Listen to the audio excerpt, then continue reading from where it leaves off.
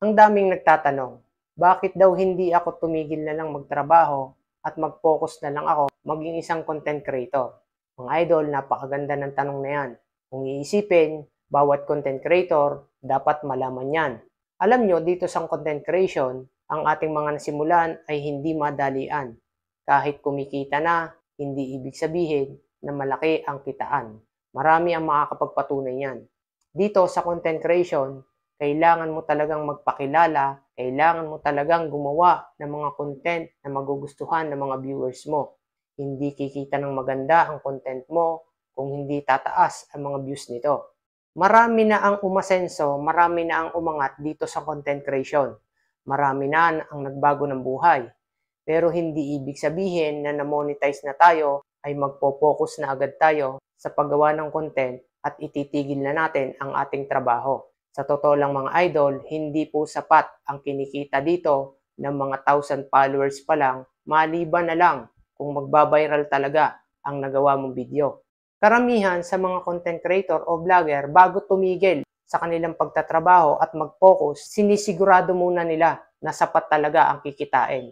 Katulad ko idol, sa totoo lang, halos tama lang ang kinikita, minsan kulang pa sa pangangailangan, ay hindi pa dapat huminto. Dito sa content creation ay hindi araw-araw Pasko. May panahon na napakababa ng earnings mo, may panahon na maganda naman ang earnings mo. At higit sa lahat, hindi naiiwasan dito ang minsan makaranas tayo ng violation. Kapag nakaranas tayo ng violation, maho-hold ang lahat ng earnings natin. Hanggat hindi natin nalilinis ang ating mga account, hindi tayo magkakaroon ng tinatawag nating sahod. Paano kung may mga pangangailangan tayo? Kailangan muna ulit natin malinis ang ating mga account kung sakali nagkaroon ng violation bago ulit tayo muling kumita dito sa platform na ito. Marami ang nag-aakala na kapag naging content creator ka na at nagkakaroon ka na ng earnings ay malaki na ang iyong kinikita. Hindi po yung ganon mga idol. Ang lahat dito ay pagtatrabahuan mo.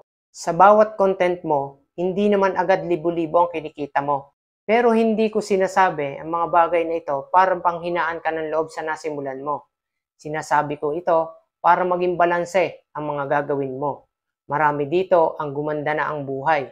Katulad ko, nangangarap din ako na pagdating ng panahon, matupad din ang mga pangarap ko dito sa content creation. Magpatuloy lang tayo sa paggawa ng content. Gumawa lang tayo ng magugustuhan ng mga tao nang hindi nakakaapekto sa kapwa. Kaya mapapansin mo, ang mga kilalang vlogger or content creator, habang nakapokus sila sa paggawa ng content, mga video, ay gumagawa rin sila ng paraan na makapagtayo ng mga sarili nilang negosyo. Dahil hindi natin masabi ang panahon, kailangan may iba pa tayong pinagkakakitaan. Lalo tayong mga nagsisimula pa lang, kahit na monetize ka na, huwag mong ititigil agad ang trabaho mo hanggat hindi ka nakakasigurado na kayang-kaya mo nang mabago ang buhay mo dito sa content creation. Halos lahat naman tayo ng mga content creator gusto ng tinatawag na time freedom. May laya sa mga bagay na gusto nating gawin habang kumikita tayo. Kaya ikaw na monetize na sa ngayon, kung sa palagay mo hindi pa stable ang pagkita mo dito sa content creation, katulad ko, ay huwag ka munang bumitaw sa iyong trabaho. Ipagpatuloy mo lang ang iyong pagiging content creator habang ikaw ay nagtatrabaho. Ang kinagandahan dito sa content creation, habang hindi ka pa focus at hindi pa natin nabibuild talaga ang ating mga sarili dito sa content creation, ay may extra tayong pinagkakakitaan bukod sa ating trabaho. Hindi mo kailangan ma-stress sa paggawa ng content o sa pagpapadami ng followers mo. Tuloy-tuloy ka lang habang ikaw ay nagtatrabaho, bigyan mo lang ng oras.